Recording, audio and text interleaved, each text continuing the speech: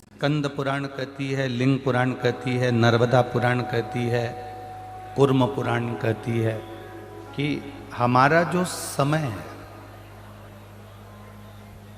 बचपन हो, जवानी हो, अधेड़ी हो, बुढ़ापा हो, जो भी समय आपका चल रहा है,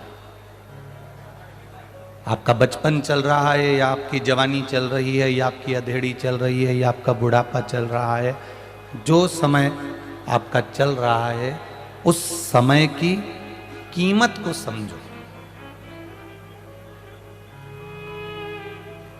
दुनिया की कोई ऐसी दौलत नहीं बनी जो गए हुए समय को वापस ला दे। दुनिया की ऐसी कोई पूंजी नहीं बनी, ऐसी कोई दौलत नहीं बनी जो गया हुआ समय हमें वापस ला कर दे दे।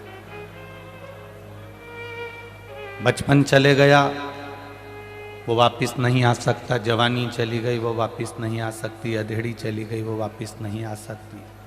वो वापस आएगी ही नहीं, उसको लाया नहीं जा सकता। जो चले गया वो वापस नहीं आएगा। इसलिए जो समय आपको मिल जाए भगवान के भजन करने का, हम ये नहीं कहेंगे कि तुम अलग से भगवान के भजन का समय निकालो। हम आपसे ये भी नहीं कहेंगे कि भगवान के भजन के लिए या अलग से कोई 2 घंटा या 3 घंटा भगवान के लिए निकालो। हम तो इतना कहेंगे, चलते चलते,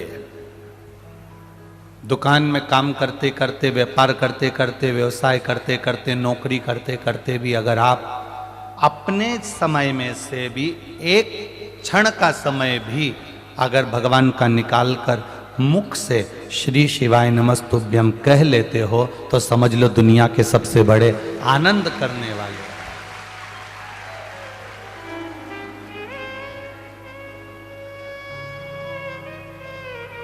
चलते में दुकान अच्छी चल रही है,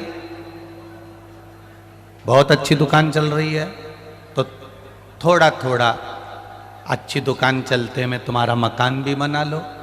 दुकान अच्छी चल रही है, चलती दुकान में से तुम अपनी पत्नी के जेवर भी बना लो। दुकान अच्छी चल रही है, चलती दुकान में से अपने बच्चों की एजुकेशन भी अच्छी करा लो। दुकान अच्छी चल रही है, चलती दुकान में से एक आध प्लाट भी ले लो। दुकान अच्छी चल रही है, चलती दुकान में से थोड़ा थोड़ा अपने लिए भी जोड़ लो। दुकान अच्छी चल रही है, चलती दुकान में एक आध गाड़ी भी ले लो। उसी तरह जैसे चलती दुकान में पत्नी के जेवर बना लो, चलती दुकान में प्लाट ले लो, चलती दुकान में जमीन ले लो, चलती दुकान में, दुकान अच्छी चल रही है तो तुम कुछ ना कुछ खरीद लो। उसी तरह जब शरीर अच्छा चल रहा हो तो थोड़ा थोड़ा भगवान का भजन भी कर लो, क्योंकि ये फिर चले ना चले। दुकान अच्छी चले तो पत्नी के जेवर बनवा लेना, बच्चों के लिए थोड़ा जोड़ लेना, मकान बना लेना, दुकान बना लेना, अलग से गाड़ी बंगला सब बना लेना। जब दुकान अच्छी चले तो धीरे धीरे सब बना लो। उसी तरह शरीर जब अच्छा चले, शरीर अच्छा चल रहा हो तो कथा तक भी चले जाओ। शरीर चल रहा हो, क्योंकि कथा तक वो ही जा सकता है जिसका शरीर ठीक चले। गाड़ियाँ 1 किलोमीटर आधा किलोमीटर दूर छोड़ देते हैं, वहाँ से तुम्हें पैदल कथा स्थल तक जाना है तो ये पाँव अच्छे चले तब तक कथा में चले जाओ। नेत्र अच्छे चलें तब तक भगवान का दर्शन कर लो। श्रवण अच्छे चलें तब तक कथा सुन लो। जिह्वा अच्छी चले तब तक भगवान का भजन कर लो। और ये शरीर अच्छा चले तो दोनों हाथों से किसी की सेवा कर लो। इससे बढ़कर कोई सुख नहीं। चलती दुकान में पत्नी के जेवर बनवा लो, चलती दुकान में प्लाट ले लो, चलती दुकान में काम कर लो। जब दुकान चलना धीरे धीरे बहुत कम हो जाएगी, धीरे धीरे दुकान चलना यदि कम हो जाएगी तो फिर अपना पत्नी के जेवर बनवा पाओगे ना, कोई आभूषण बनवा पाओगे ना, कोई प्लाट ले पाओगे ना, कोई मकान बनवा पाओगे ना, कोई आप गाड़ी ले पाओगे। चलते चलते में आप ये सब कुछ कर लीजिए। चलते चलते में भजन कर लीजिए।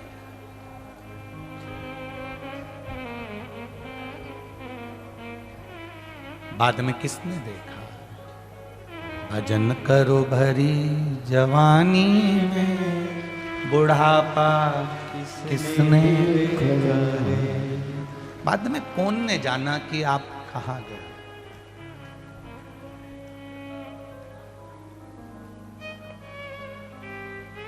कोई व्यक्ति, कई लोग कह देते हैं कि आप मंदिर नहीं जाओगे, या आप भगवान का भजन नहीं करोगे, या आप दान नहीं करोगे, या पुण्य नहीं करोगे, या भगवान की भक्ति नहीं करोगे, या मंदिर नहीं जाओगे, या किसी भूखे को भोजन नहीं कराओगे तो नरक चले जाओगे। बोलो सही है कि गलत है? कई लोग कहते कि नहीं कहते कि आपने भजन नहीं करा नरक चले जाओगे, आपने भूखे को भोजन नहीं कराया नरक चले जाओगे, आप मंदिर नहीं गए नरक चले जाओगे, आपने इसको भोजन नहीं कराया नरक चले जाओगे। तो शिव पुराण एक बात अपने हृदय चित्त से उमाखंड कहता है शिव पुराण का, कि कहने वाले ने कहा कि तुमने भजन नहीं किया नरक चले जाओगे, तुमने भूखे को भोजन नहीं कराया नरक चले जाओगे। शिव पुराण कहती है कि वो नरक का गुणगान नहीं करती। शिव पुराण तो इतना कहती है कि अगर आप मंदिर नहीं गए हो, अगर आप शिवालय नहीं गए हो, अगर आपने किसी भूखे को भोजन नहीं कराया है, नरक जाओगे कि नहीं जाओगे? किसने देखा, किसको मालूम कि तुम स्वर्ग गए कि नरक गए? शिव पुराण कहती है भूखे को अगर भोजन करा दोगे नरक जाओगे कि नहीं जाओगे पता नहीं, स्वर्ग जाओगे कि नहीं जाओगे पता नहीं, पर भूखे को भोजन करा दोगे तो मरते समय तुम्हें कोई तुलसी का दल जरूर दे देगा, ये निश्चित है। हम कभी भी इस व्यासपीठ से ये नहीं कहे आज तक आप 5 साल से कथा सुन रहे हो, 10 साल से कथा सुन रहे हो, 8 साल से कथा सुन रहे हो, 20 साल से सुन रहे हो, आप जब से कथा सुन रहे हो, आपने इस व्यासपीठ से कभी नहीं सुना होगा कि आप ऐसा करोगे तो आपको नरक भोगना पड़ेगा। नरक का गुणगान शिवपुराण कर ही नहीं रही है। शिवपुराण तो यह कहती है कि अगर भूखे को भोजन करा दोगे तो मरते समय तुम्हारे मुख में भी कोई गंगा जल दे देगा, कोई तुलसी का दल दे देगा। अगर किसी प्यासे को पानी पिला दोगे तो मरते समय तुमको कोई गंगा जल दे देगा। अगर किसी का हाथ पकड़कर तुमने एक स्थान पर छांव में ले जाकर बिठा दिया तो कहीं ना कहीं तुम्हारे जीवन में जब दुख आएगा तो कोई तुम्हारा हाथ पकड़कर मंजिल तक पहुंचा देगा। शिव पुराण कर्म प्रधान है। बहुत सारे लोग मिलेंगे आपको जो आपको डराएंगे, ऐसा नहीं करोगे तो नरक चले जाओगे, ऐसा करोगे तो नरक चले जाओगे, ऐसा करोगे तो नरक चले जाओगे। और तुम डरना मरना नहीं।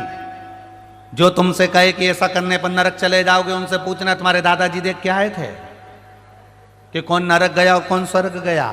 अच्छा कर्म करोगे तो यहीं उस कर्म का फल तुम्हें भोगने को मिलेगा, और बुरा कर्म करोगे तो यहीं उस बुरे कर्म का फल तुम्हें भोगने को मिलेगा। अपने कर्म के अनुसार हमें भोगना है।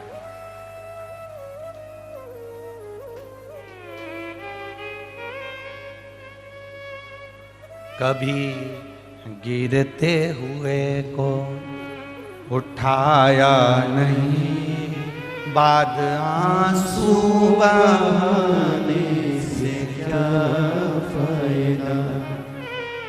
कभी सासू को भोजन कराया नहीं, बाद में फोटो को रोटी चिपकाने से क्या फायदा। बोलो सही है कि गलत है? कभी भूखे को भोजन कराया नहीं, बाद में सास का इतना बड़ा फोटो घर में चिपका के रखा। 16 श्राद्ध आई तो कंडा जला के उसमें घी शक्कर छोड़ के उनमें से पूड़ी का एक टुकड़ा ऐसा तोड़ के और वह फोटो जो था ना उस फोटो में ऐसा मिला के ऐसी चिपका दी। ऐसे पूरे साल सास के मुंह पे वो फोटो में पूड़ी चिपकी रही।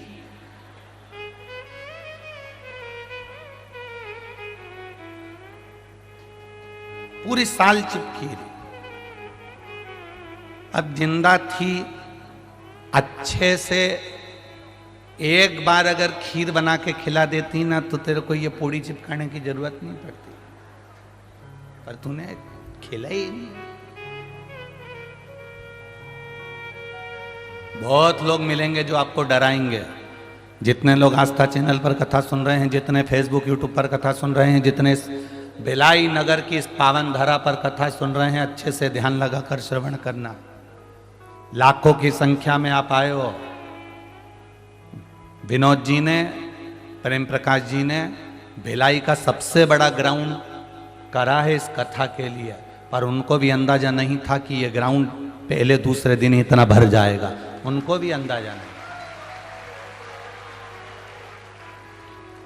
विनोद जी कह रहे थे ये वो ग्राउंड है जहां बड़े बड़े, बहुत बड़े बड़े लोगों की सभाएं हुई हैं, और ग्राउंड में सभा होती थी तो ग्राउंड खाली रह जाता था। पर आश्चर्य की बात यह है कि ये किसी नेता की सभा नहीं है, ये मेरे महादेव की कथा है, ये कोई साधारण नहीं है। ये शिव की कथा है, ये उसका गुणगान है।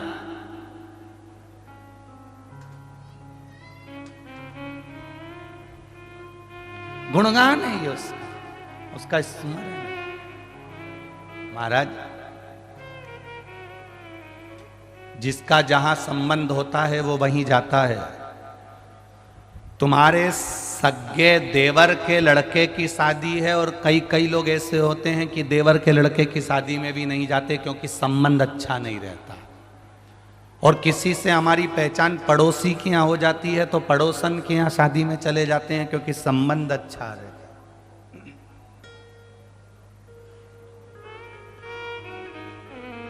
संबंध अगर अच्छा है तो अपन वहां जाते हैं। जिन जिन के भिलाई वालों के संबंध महादेव से अच्छे थे वो शिव पुराण में पहुंच गए।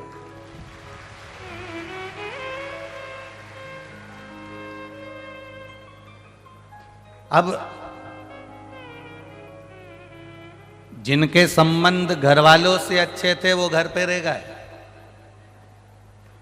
अब ये देखना है अंत समय में वो घर वाले संबंध काम देंगे कि महादेव के संबंध काम देंगे। निश्चितता ये देखें।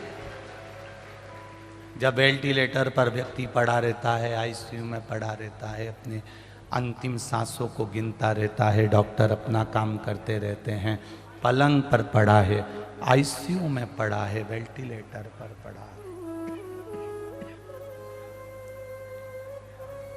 पलंग पर वेंटिलेटर पर पड़ा है, डॉक्टर अपना काम करेंगे, परिवार वाले अपना काम करेंगे, तब उस समय पर कोई साथ देने वाला होगा तो केवल एक, वो कालाधिपति, जिसकी कथा आप यहाँ बैठकर सुन रहे हो।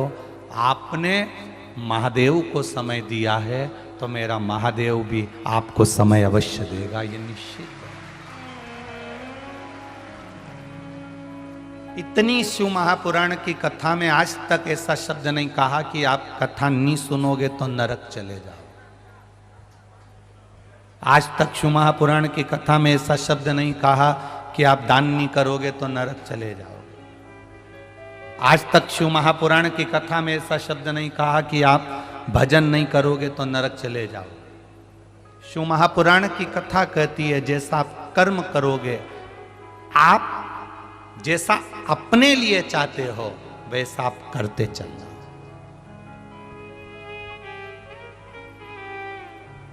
आप करते चलो जैसा आप चाहते हो अपने। चलती दुकान में से पत्नी के जेवर बना लेना, चलती दुकान में से प्लाट ले लेना, चलती दुकान में से गाड़ी ले लेना, चलती दुकान में से अपने काम कर लेना। चलती दुकान।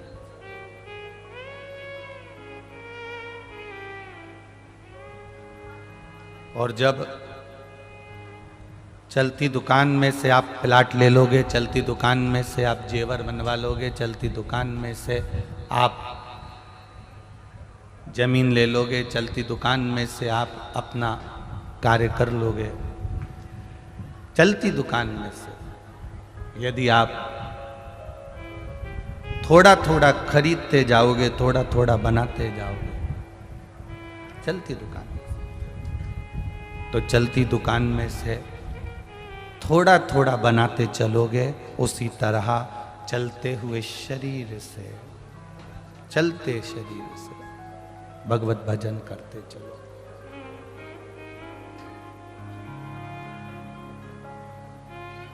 अरे देख लिया संसार हमने, देख लिया सब मतलब के यार हमने देख लिया।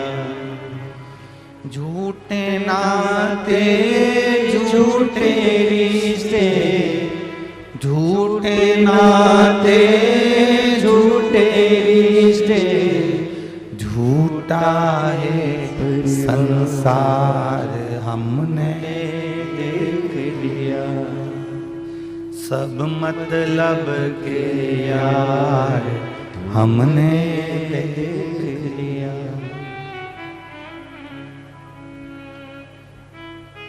सब मतलब, सारा संसार मतलब का। अब करो भजन, चलते चलते करो। मेरी माताओं से निवेदन है, मेरी जीजियों से निवेदन है, मेरे भाइयों से निवेदन है, कोई तुमसे, तुम्हारे पति कहें क्यों मंदिर में जाकर बैठी रहती है, मना कर देना। आप कहोगे तो मैं मंदिर चली जाती हूं, आप मना कर दोगे मैं नहीं जाऊं, मना नहीं। आप कह दोगे मैं चली, आप मना कर दोगे मैं नहीं जाऊं। तुम्हारा पति मना कर दे कि तुम कथा में मत जाओ, तो मेरी जीजियों से निवेदन है मत आओ। तुम्हारे घर के लोग मना कर दें कि तुम सत्संग में मत जाओ, मत जाओ।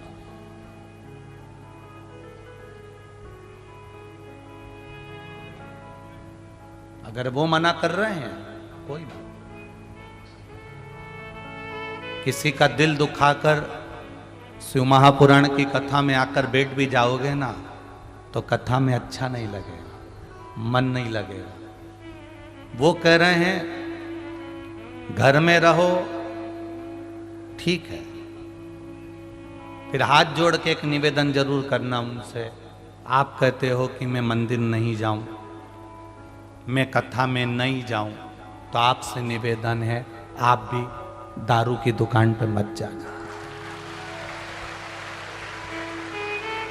बस इतना सा मेरा कहना मान लो। आप कहते हो कि मैं भजन नहीं करूं, आपसे निवेदन है आप तंबाकू गुटखा खाना छोड़ देना, मैं आज से भजन करना छोड़ देता। अगर मैंने जिंदगी में एक व्यक्ति को भी सुधार दिया तो बहुत है। आप कहते हो कथा में मत जाओ, आप मदिरा की दुकान पर मत जाओ। आप कहते हो भजन मत करो, आप गुटखा खाना छोड़ दो। आप कहते हो सत्संग में मत जाओ, सत्संग मत करो। आप कह देना आप किसी का दिल मत दुखाओ, किसी से गलत व्यवहार मत करो, किसी के साथ।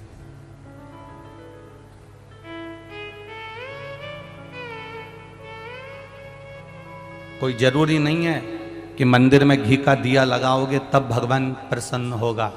कोई जरूरी नहीं कि मंदिर में अगरबत्ती जलाओगे तो भगवान प्रसन्न होगा। किसी दुखी के जीवन में उसके चेहरे पर अगर स्माइल भी ला दी है ना, तो भगवान प्रसन्न हो जाता है। आप किसी के चेहरे पर प्रसन्नता लाकर रख दीजिए, भगवान प्रसन्न हो जाए।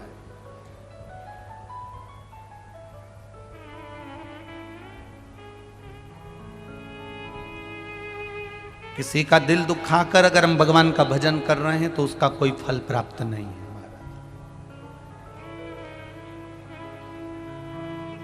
इस व्यासपीठ ने आपको एक बात पहले भी कही, आज फिर कहते हैं।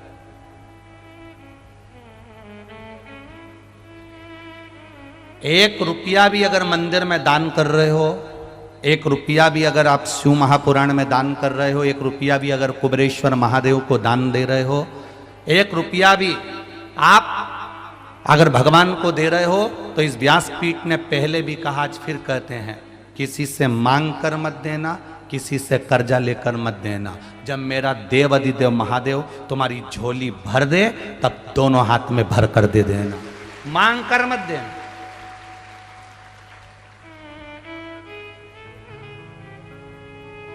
किसी मंदिर में दर्शन करने के लिए जाओ और तुम्हारे पर्स में अगर 10 रुपया नहीं है, पड़ोसन तुम्हारे साथ में है, तुम्हारे रिश्तेदार तुम्हारे साथ में, और किसी तीर्थ में तुम दर्शन करने गए हो, बद्रीनाथ दर्शन करने गए हो, केदारनाथ दर्शन करने गए हो, चंपेश्वर महादेव दर्शन करने के लिए गए हो, महाकाल दर्शन करने के लिए गए हो, राम जी के मंदिर दर्शन करने के लिए गए हो, किसी तीर्थ में दर्शन करने के लिए गए हो, तुम्हारा पर्स घर पर रह गया, तुम्हारा पर्स होटल में रह गया, तुम्हारा पर्स गाड़ी में रह गया, तो भी अपनी पड़ोसन से, अपने रिश्तेदार से भगवान के सामने दर्शन करते समय भगवान सामने है, और भगवान के सामने तुम पड़ोसन से मत मांगना कि 10 रुपए दे, मैं तेरे को भी गाड़ी में दे दूंगी। नहीं, भगवान को बुरा लगता है, क्योंकि मेरे सामने खड़ी होकर तू दूसरे के आगे हाथ फैला रही है। मुझसे कहती मैं गाड़ी में से क्या तेरे सामने अंबारियां ला कर दे देता।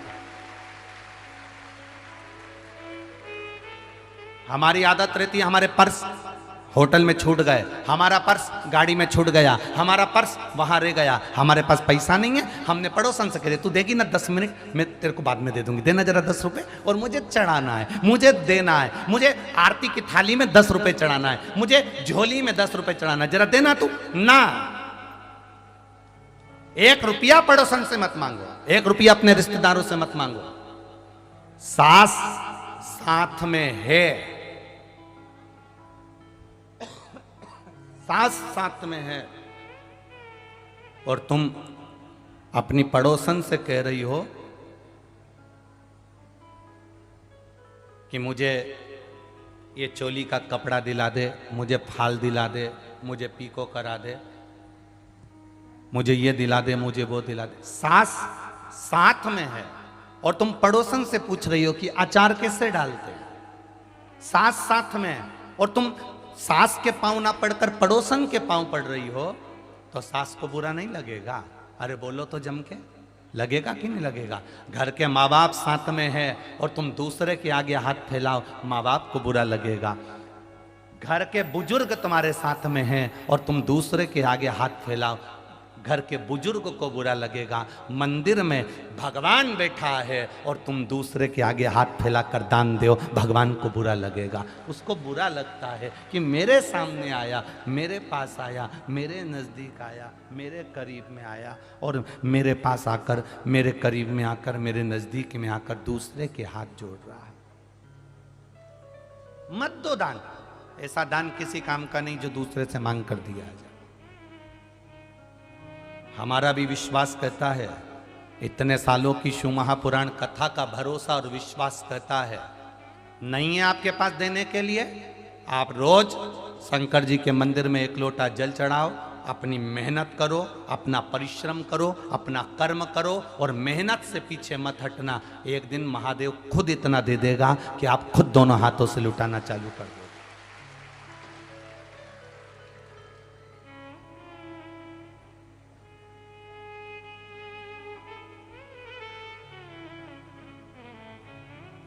किसी दूसरे के भरोसे पर भजन मत करो, किसी दूसरे के भरोसे पर दान मत करो।